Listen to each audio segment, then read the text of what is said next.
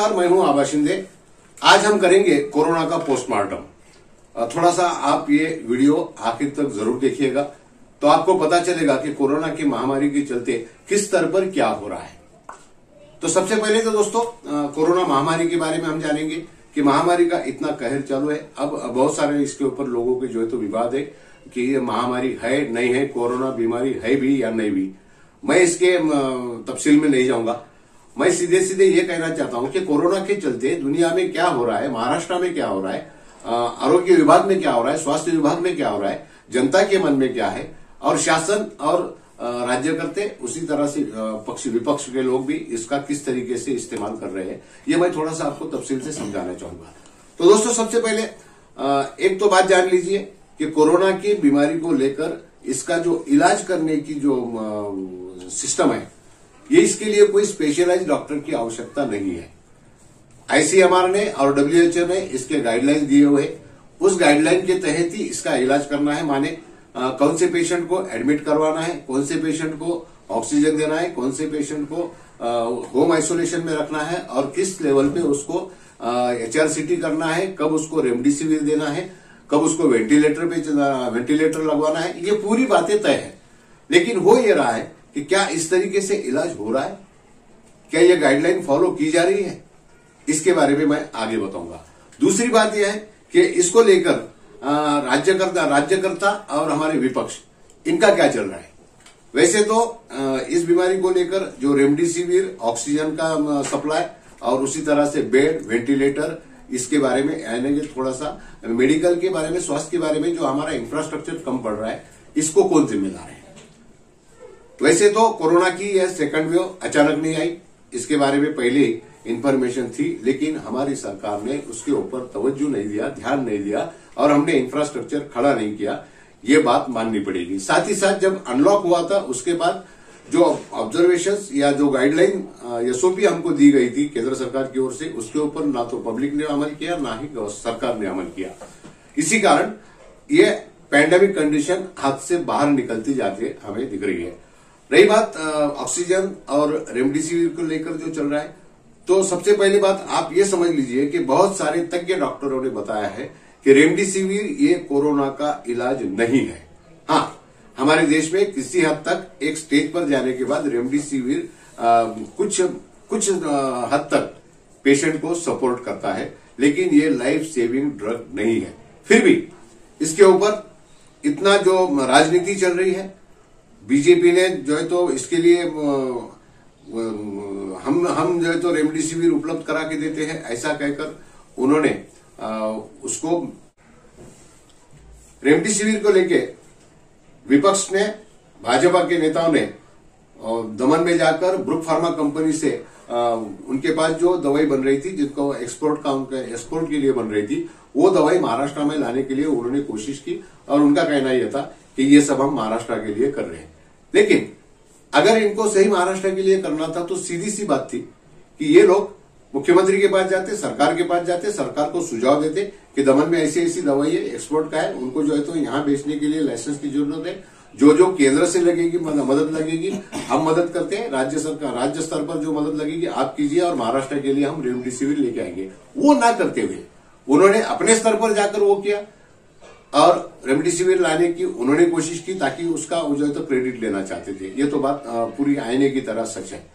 फिर उसके ऊपर राज्यकर्ताओं ने राजनीति की और राजनीति करके जो है तो ब्रुक फार्मा के उनके डायरेक्टर को, MD को यहाँ पे तलब किया और उनके ऊपर कोई अलग अलग आरोप लगाए और ये उन्होंने आरोप किया कि बीजेपी अपने पास या बीजेपी अपने पार्टी लेवल पर जो है तो रेमडेसिविर खरीदना चाहती थी। वो तो बाद में सरकार के ही स्वास्थ्य मंत्री डॉक्टर शिंगड़े साहब ने वो क्लियर कर दिया कि नहीं, बीजेपी के लोग हमारे पास आए थे और विपक्ष के नेता हमारे पास आए, ब्रुक फार्मा के परमिशन के लिए लेके आए थे, हमने परमिशन दी और वे सब रेमडेसिविर का पूरा स्टॉक जो है वो यहाँ महाराष्ट्र गवर्नमेंट के पास ही आने वाला था। ये हुई इस तरफ की बात। वैसे और फिर दो बातें मैं और आपको बताना चाहूंगा। ऑक्सीजन को लेकर जो बवाल चल रहा है, रेमडेसिविर को लेकर जो बवाल चल रहा है, हमारा राज्य सरकार हर बात को केंद्र सरकार के ऊपर थोपना चाहता है। बेड नहीं मिल रहे हैं, केंद्र सरकार जिम्मेदार है। ऑक्सीजन की कमी है, केंद्र सरकार जिम्मेदार है। रेमडेसिविर की कमी है, केंद्र सरकार जिम्मेदार है। आपको बता दूं 21 मार्च तक, 1 अप्रैल से 21 अप्रैल तक जो पूरे देश में रेमडेसिविर का कोटा जो डिस्ट्रीब्यूट हुआ, उसमें सबसे ज्यादा 4,35,000 वायल ये महाराष्ट्र को मिले हैं। आप स्क्रीन पर देख सकते हैं चार्ट, और उसमें हमने बताया कि महाराष्ट्र को कितना मिला है, कौन से स्टेट को कितना मिला है। वही बात रही ऑक्सीजन को लेकर। ऑक्सीजन को लेकर हमारे स्वास्थ्य मंत्री तो नौटंकी करते हैं। वो तो मीडिया में आकर मैं हाथ जोड़ता हूं, पैर पड़ता हूं केंद्र सरकार से कि हमें ऑक्सीजन दो, और हमारा महाराष्ट्र में जो है तो ऑक्सीजन की कमी है, पेशेंट मर रहे हैं।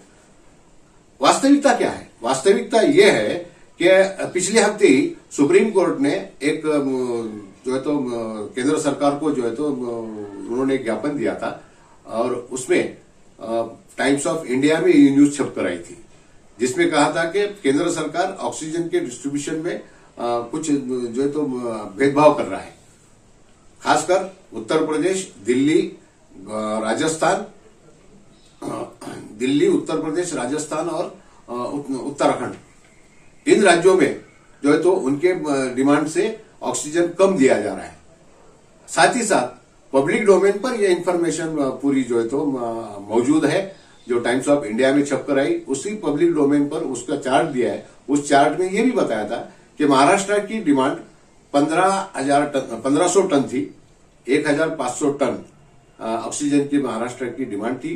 उसके अगेंस्ट 1665 टन ऑक्सीजन जो है तो महाराष्ट्र को दिया गया, यानी 165 टन ऑक्सीजन ऑलरेडी महाराष्ट्र को केंद्र ने ज्यादा दिया है। ये वास्तविकता है, ये मैं नहीं कह रहा हूं, टाइम्स ऑफ इंडिया में छप कर आया है और पब्लिक डोमेन पर यह इंफॉर्मेशन अवेलेबल है, आप देख सकते हो। दूसरी बात यह है कि मीडिया ने इसके ऊपर जो है तो कोरोना को लेकर डर फैलाने का काम किया। आज हर महाराष्ट्र का हर शख्स, हर फैमिली में हर मेंबर डरा हुआ है, सहमा हुआ है कि कोरोना अगर हमें हो जाएगा, मेरी फैमिली के किसी सदस्य को हो जाएगा, तो क्या मुझे बेड मिलेगा, क्या मुझे ऑक्सीजन मिलेगा, क्या हमको वेंटिलेटर मिल पाएगा, और अगर मिल भी गया तो क्या वहां हमारे पेशेंट सुरक्षित है?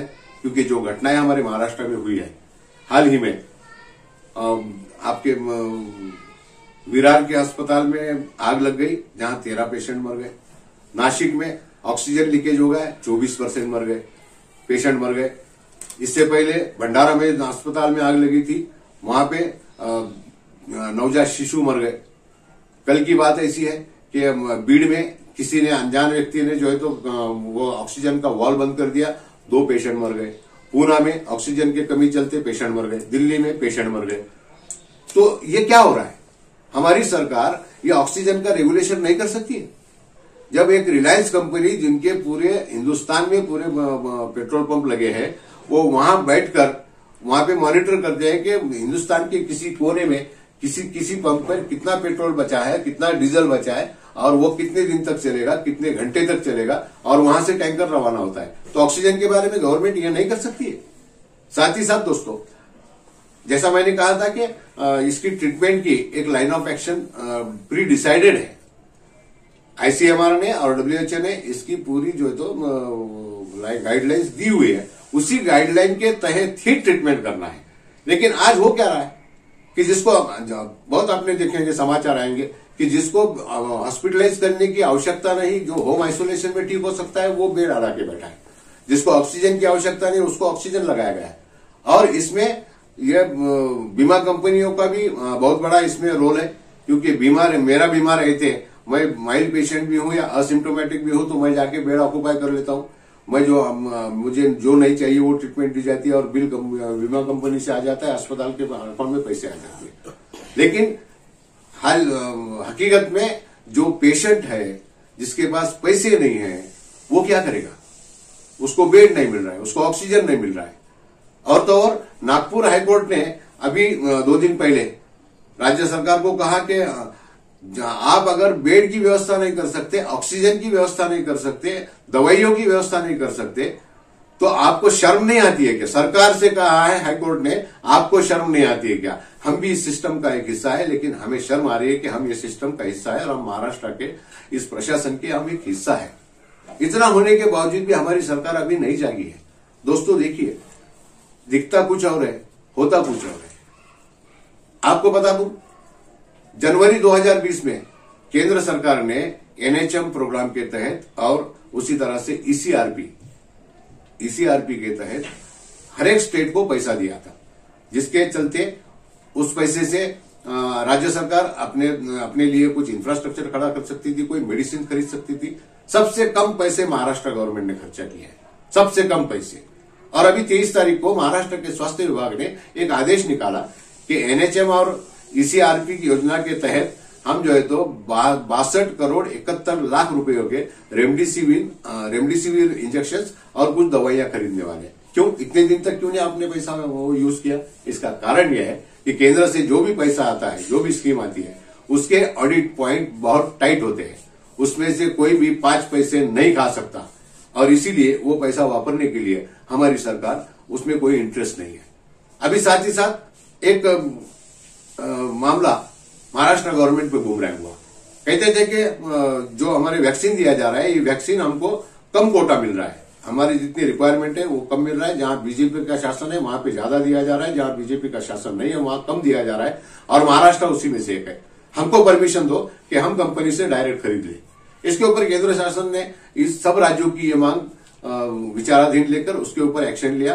1500 करोड़ रुपए उन्होंने जो है तो वैक्सीन बनवाने कंपनी वालों को एडवांस पेमेंट किया और उनको अपना प्रोडक्शन बढ़वाने के लिए कहा, और 50% उसमें से 50% प्रोडक्शन ये केंद्र शासन को जाएगा, और उसके आगे उन्होंने 1500 करोड़ रुपए कंपनियों को एडवांस दिया है। बचा हुआ 50% डायरेक्ट स्टेट गवर्नमेंट को परचेस करने की उनको परमिशन दी है। साथ ही साथ प्राइवेट हॉस्पिटल भी उसको परचेस कर सकते हैं। लेकिन साथ ही साथ केंद्र शासन ने एक बात और की, उसके दर निश्चित कर दिए कि सेंट्रल गवर्नमेंट को 150 रुपए में वैक्सीन मिलेगा, स्टेट गवर्नमेंट को 400 में मिलेगा, और प्राइवेट हॉस्पिटल को जो है तो 600 रुपए में मिलेगा। अब ये होने के बाद अब महाराष्ट्र गवर्नमेंट ये खरीदने के लिए तैयार नहीं। बहाना ये बता रही है कि 15 मई तक जो प्रोडक्शन होने वाला है वो सेंट्रल गवर्नमेंट का पूरा आरक्षित है, उनकी ऑर्डर चल रही है। 15 मई के बाद हमको वैक्सीन मिलना है, तो 15 मई तक तो केंद्र शासन का तो प्रोग्राम चालू है ना, उनका तो प्रोग्राम जारी है, वैक्सीनेशन शुरू है। लेकिन अब ये इमरजेंसी जताकर ये महाराष्ट्र गवर्नमेंट ने ग्लोबल टेंडर फ्लोट किया और फॉरेन के विदेशों के बने हुए वैक्सीन हमारे यहां लाने की साजिश चल रही है। हाँ, साजिश ही है, क्योंकि जब गवर्नमेंट कह रहा है कि हमारे देश में बनने वाली एक ही वैक्सीन है, तो उसका एक स्टेट गवर्नमेंट को अलग रेट, प्राइवेट को अलग रेट, सेंट्रल को अलग रेट क्यों है? 400 रुपए में इतराज है, 400 रुपए में से खरीदने को महाराष्ट्र शासन को इतराज है, लेकिन फॉरेन की महंगी डोज खरीदने में इनको इंटरेस्ट है। अब आप खुद अंदाजा लगा लीजिए कि जब सेंट्रल गवर्नमेंट ने वैक्सीन के रेट ओपन कर दिए, उसके बाद ग्लोबल टेंडर मंगवाया जा रहा है, इसमें किसका क्या इंटरेस्ट है? दूसरी बात यह है दोस्तों कि शासन सरकार जो है वो भी खुद बौखलाई हुई है। जो कोविड सेंटर्स खुले हैं या कोविड हॉस्पिटल्स खुल गए हैं, इसका कोई ऑडिट नहीं है, ना फायर ऑडिट है ना मेडिकल ऑडिट है कि यहाँ पे क्या क्या सुविधा होनी चाहिए, यहाँ पे जो काम चल रहा है, यहाँ पे जो ट्रीटमेंट दी जा रही है, वो ट्रीटमेंट आईसीएमआर के गाइडलाइन के तहत दी जा रही है या नहीं जा रही है। एडवांस ट्रीटमेंट पेशेंट को दी जा रही है। एडवांस ट्रीटमेंट देने से पेशेंट्स की इम्यूनिटी कम होती जा रही है और डेथ रेट भी हमारे यहाँ बढ़ गया है। ये मैं नहीं कह रहा हूं, मैं अधिकार से नहीं कह सकता, क्योंकि मैं मेडिकल का स्टूडेंट नहीं हूं, मैं मेडिकल साइंस का अभ्यासक नहीं हूं, लेकिन जो इसके तज्ञ लोग हैं वो ये सब बता रहे हैं। तो एक और मीडिया कोरोना को लेकर डराने का काम कर रहा है, दूसरी ओर मेडिको की मनमानी शुरू है। एक रेलवे स्टेशन, बस स्टेशन के सामने जो लॉजेस होती है, जो डॉर्मेटरी होती है, उस तरह से कोविड सेंटर, कोविड हॉस्पिटल खुले हैं और एक एक बेड के लिए पेशेंट से 7,000 8,000 तक चार्ज किया जा रहा है, और गवर्नमेंट सिर्फ जो है तो अपने जगह पे बैठ के वो अपने रेट्स जो है तो डिक्लेयर कर रही है, लेकिन वो रेट अमल हो रहा है नहीं हो रहा है इसमें देखने के लिए गवर्नमेंट को कोई इंटरेस्ट नहीं है। ना ही महानगर निगम को इंटरेस्ट है, ना सरकार को इंटरेस्ट है, ना सरकार के स्वास्थ्य विभाग को इंटरेस्ट है, ना महसूल विभाग को इंटरेस्ट है। साथ ही साथ इसके ऊपर जो उपाय योजना सरकार की ओर से की है, लॉकडाउन का एक पर्याय चुना गया। लॉकडाउन लगने के बाद अभी करीबन 15 दिन 3 हफ्ते हो गए लॉकडाउन लग के। इतने दिनों में कहीं भी पेशेंट की संख्या कम नहीं हुई है, ना ही मरने वालों की संख्या कम हुई है, और ना ही कोई पेशेंट्स को जो आरोग्य सुविधा मिली है इसमें कोई सुधार हुआ है। अभी अभी ऑक्सीजन को लेकर कहीं कहीं कोई लोग आत्मनिर्भर हो रहे हैं, कोई शहर, लेकिन उसके बावजूद भी 3 दिन के पहले की घटना है, पालक मंत्री नवाब मलिक वहां परभनी में रहते, वहां के ऑक्सीजन सिलेंडर रोज 3 दिन जो है तो बाहर के जिलों ने वहां से डाइवर्ट कर लिए और पालक मंत्री को खबर तक नहीं थी, जिला प्रशासन को खबर नहीं थी। इस तरीके से कारोबार चल रहा है, इस तरीके से काम चल रहा है। एक ही बताता हूं दोस्तों कि मेडिकल, ये मीडिया, मेडिको और राजनैतिक, इन सभी ने कोरोना का अपने अपने फायदे के लिए सिर्फ धंधा किया है और हमारी आम पब्लिक को राम भरोसे छोड़ दिया है। अभी अभी वाशिंगटन से जो सर्वे आया, उनका कहना है कि आज जो हमारे देश में 3 लाख पेशेंट्स निकल रहे हैं, मई से जून तक, जुलाई तक ये पेशेंट्स रोज 5 लाख निकलने वाले हैं। 5 लाख से ज्यादा यहाँ पे रोज मौतें होने वाली है हर महीने। ये वाशिंगटन का रिपोर्ट आया है और ये रिपोर्ट किस मुद्दे पर बनता है कि हमारे यहाँ पे फिलहाल जो पैंडेमिक कंडीशन है, हमारे पास जो इंफ्रास्ट्रक्चर है, हमारे पास जो ऑक्सीजन की कमी चल रही है, बेड की कमी चल रही है, वेंटिलेटर की कमी चल रही है, और इसको सब जो ट्रीटमेंट का लाइन ऑफ ट्रीटमेंट एक्शन जो चल रहा है, इसका पूरा सर्वे होता है, इसके ऊपर से कंक्लूजन निकाला जाता है। वाशिंगटन का रिपोर्ट यही बताता है कि हमारे यहाँ पे कोरोना को लेकर कोई भी सीरियस नहीं है, ना ही मेडिकल इंफ्रास्ट्रक्चर के बारे में, ना ही लाइन ऑफ ट्रीटमेंट के बारे में, और ना ही दवाई और ऑक्सीजन, वेंटिलेटर बेड, इसका जो मॉनिटरिंग होना चाहिए, इसका मॉनिटरिंग में कहीं गवर्नमेंट का ध्यान नहीं है। इसीलिए मेडिको भी अपने अपने मर्जी से ट्रीटमेंट कर रहे हैं, जिसको जैसा समझ में आया वैसा ट्रीटमेंट कर रहा है। हालांकि ऐसा नहीं होना चाहिए। हमने अपने इससे पहले वीडियो में हमने बताया था, डॉक्टर सतीश ढगे इन्होंने पूरा आईसीएमआर का क्या लाइन ऑफ एक्शन है, क्या गाइडलाइन है, किस तरीके से ट्रीटमेंट होना चाहिए, ये सब हमने दिखाया था। दोस्तों, एक बात तय है कि हम किसी के भरोसे नहीं रह सकते। कल को यही ऐसे अगर हालात चलते रहे तो कल और पोजीशन बदतर होती जाएगी। इसलिए बेहतर है हम अपनी हिफाजत खुद कर ले, घर से बाहर ना निकले, जब निकले तो बिना मास्क का ना निकले, और भीड़ भाड़ में हम नहीं जाएंगे और मेरी वजह से भीड़ होगी ऐसा बर्ताव हम नहीं करेंगे। दोस्तों, ये सब देखने के बाद, आप ये वीडियो देखने के बाद आपके समझ में आया होगा कि कोरोना की क्या हालत चल रही है। ये पूरा पोस्टमार्टम करके हमने आपके सामने रखा है। विपक्ष क्या कर रहा है, सरकारी पक्ष क्या कर रहा है, मेडिको क्या कर रहे हैं। बाकी आपकी मर्जी, आपकी ये हिफाजत आप खुद कर सकते हैं। और हाँ, आपको अगर यह वीडियो अच्छा लगा तो लाइक शेयर जरूर कीजिए और कमेंट बॉक्स में जाकर कमेंट कीजिए। हमारा चैनल सब्सक्राइब कीजिए ताकि हमारे ऐसे नए नए वीडियो आप तक नियमित रूप से पहुंचते रहेंगे। धन्यवाद।